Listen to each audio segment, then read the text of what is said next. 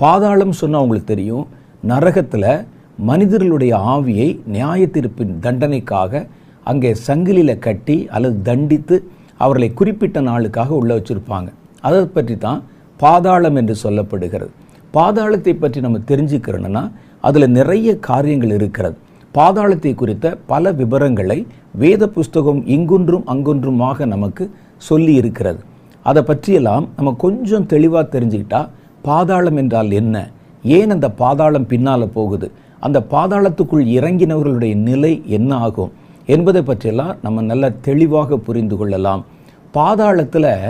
பாதாளத்தை குறித்த நிறைய விவரங்கள் வேதத்தில் சொல்லப்பட்ட காரியங்களின் அடிப்படையில் தான் நம்ம தியானிக்க போகிறோம். சில வேத விற்பனர்கள், வேத பண்டிதர்கள் வேதத்தை ஆராய்வதோடு வேதம் ஒட்டி எழுதப்பட்ட யூத புத்தகங்கள், இஸ்ரவேலர்களுடைய புத்தகங்களையும் ஆராய்ஞ்சு பார்த்துருக்கிறாங்க. அவைகளெல்லாம் வேதத்தில் வைக்கப்படலை. வேதத்தை தாண்டி வேதத்தை ஒட்டின பல புத்தகங்கள் அங்கே இருக்கின்றன. அந்த புத்தகங்களுடைய அடிப்படையிலையும் அதில் சொல்லப்பட்டிருக்கிற சில காரியங்களுடைய அடிப்படையிலையும் பாதாளத்தை குறித்த சில செய்திகளை சொல்லியிருக்கிறாங்க. இதெல்லாம் நம்ம தெரிந்து கொள்வதற்காக நான் உங்களுக்கு சொல்லுகிறேன். ஒருவேளை இப்படிப்பட்ட காரியங்களை நான் சொல்கிறதுனால தேவ தரிசனத்தின் மூலம் பாதாளத்துக்குள்ளே போய் பார்த்துட்டு வந்து சொல்கிறனோ என்று நீங்கள் நினைத்து விடக்கூடாது. அது அப்படியல்ல, அது நமக்கு அவசியமும் இல்லை.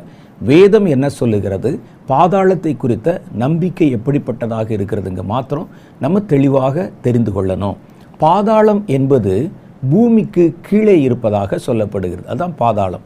அண்டர் வேர்ல்டு, கீழே இருக்கக்கூடிய ஒரு உலகம். நல்லா 3 உலகத்தை குறித்து வேதம் சொல்லுது. நடுவில் இருக்கக்கூடிய உலகம், மேலே இருக்கக்கூடிய வானத்தில் இருக்கக்கூடிய தேவனுடைய ராஜ்யம் பரலோகம், கீழே பூமிக்கு கீழே இருக்கக்கூடிய அண்டர் வேர்ல்டு என்று சொல்லுகிற பாதாள உலகம். இது 3 நிலைகளை பற்றி வேதம் சொல்லுது.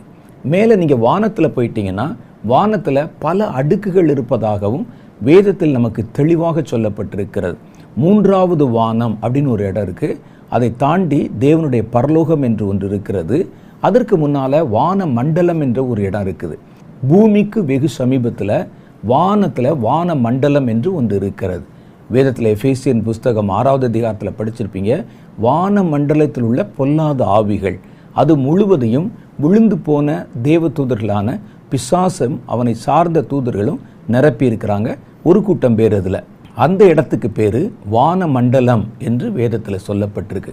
இப்போ பூமிக்கு கீழே இருக்கிற அண்டர் வேர்ல்ட் என்று சொல்லுகிற இடத்தை பற்றி நம்ம சில விவரங்களை, வேதத்தில் சொல்லப்பட்ட விவரங்களை நம்ம கொஞ்சம் ஆராய்ந்து பார்க்க போகிறோம். வேதத்தில் சொல்லப்பட்டிருக்கிற இந்த காரியம்